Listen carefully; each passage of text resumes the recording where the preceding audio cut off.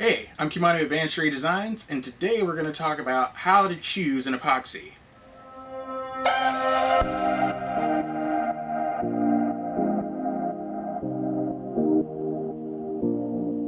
Now today, I have with me the four epoxy brands that I use on a regular basis, and if you said you were using it, I would recommend it to anyone. That being said, this video is less about these particular brands and more about how to choose any epoxy in general. So to kick off that list, we're going to start with availability. Where can you get the epoxy that you need? How fast can you get it? So forth and so on. So the last thing you want is to be in the middle of a project, run out of epoxy, and there's none nearby, or you have to wait a week for it to arrive. So you should definitely, once you find an epoxy you're comfortable with, search for all the options as to if it's sold anywhere in stores or how fast it can be shipped to you, to make sure that you don't have any unnecessary downtime when working on a project.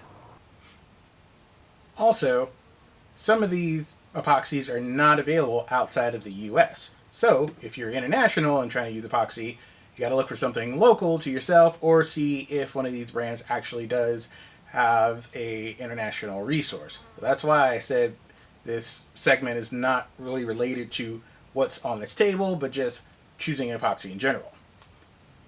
So next up on the list is cost and quality. And I put those two together because, as they say, you get what you pay for. So the current lineup of epoxies I have in front of me start in about the $75 range. Now, sometimes these companies do specials, they have discounts, so always be on the lookout for those. Or if you're doing it for a client, definitely make sure to charge your client the full price of the project.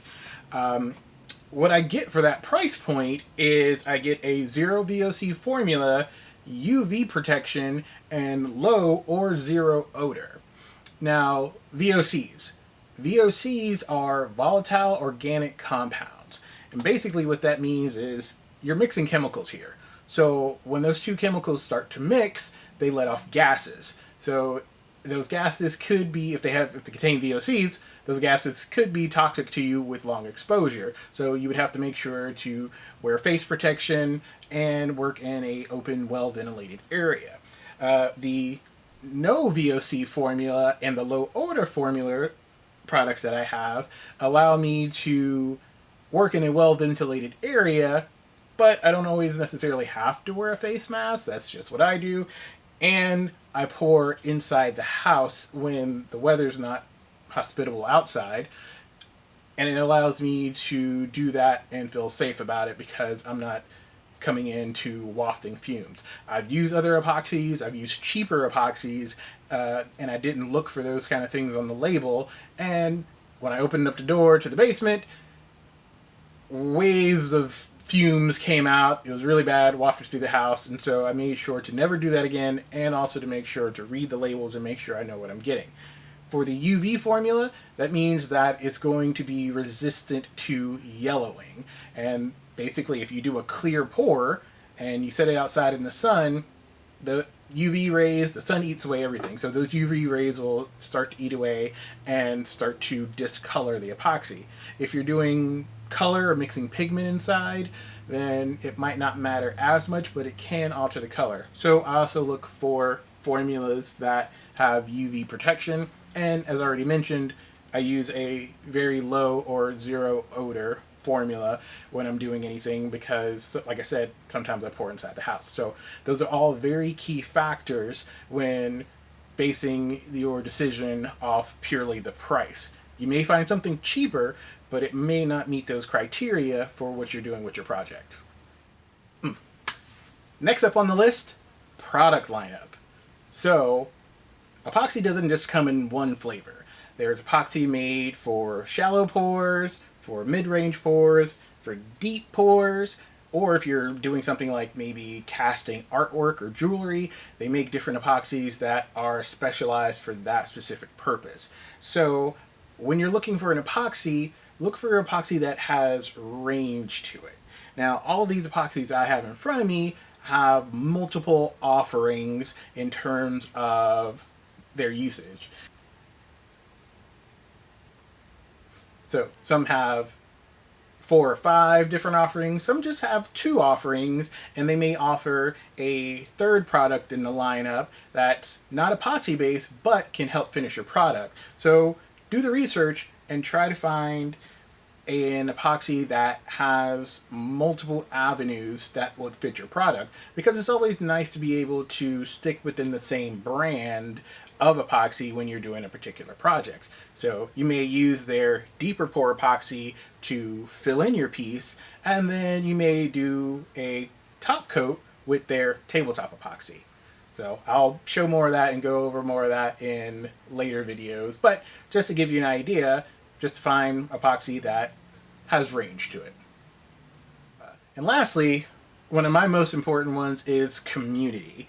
All of these products here have a great community around them, and some of the products I don't even have in front of me have a really good and supportive community around them, either on Facebook, Instagram, or YouTube, in which if you're doing this for the first time, you can reach out to that community, ask questions, and generally get an answer pretty quickly. So when I first started out, I didn't know any of this stuff, so I watched a ton of videos, watched a lot of people's Instagram feeds, saw, how they did things, and every now and then someone would say, this is what I did and how I messed up. So I kind of learned through watching, and with that, I was able to kind of try to avoid some of the mistakes. But like I said, the other products out there, they might not have a community. So if you go online and you find a product that you like, see if they have like a Facebook page, see if they have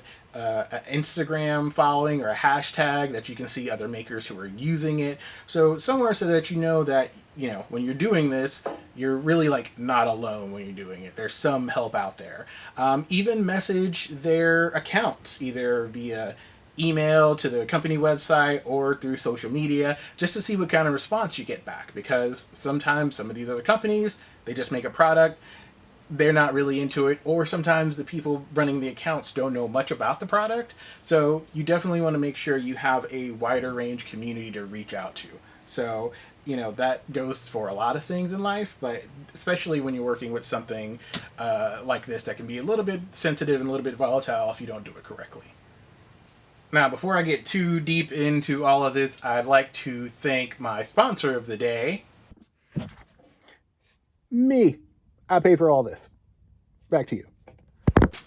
Thank you. So, to wrap it all up, the things you should look for when trying to find an epoxy brand are availability, meaning making sure you can find it when you need it, and that's either a decent shipping availability, or if it's available at one of the locally specialist stores, something like a Rockler or Woodcraft or whatever may be in your area. Like I said, you don't want to be in the middle of a project and run out of epoxy and not being able to find it anywhere. Cost. This is an investment, so you definitely want to make sure that you don't get the cheapest option out there, but I know you don't want to spend a fortune on it, so always look out for specialty deals, coupons, any sort of savings. There's a lot of people out there who have 10% off discount codes by using, their name if you follow them on whatever channel. So, there's options out there to save money in this endeavor. Quality.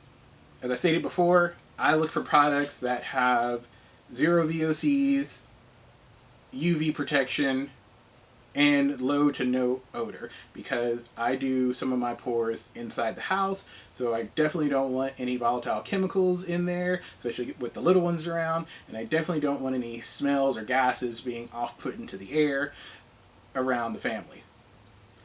And finally, community.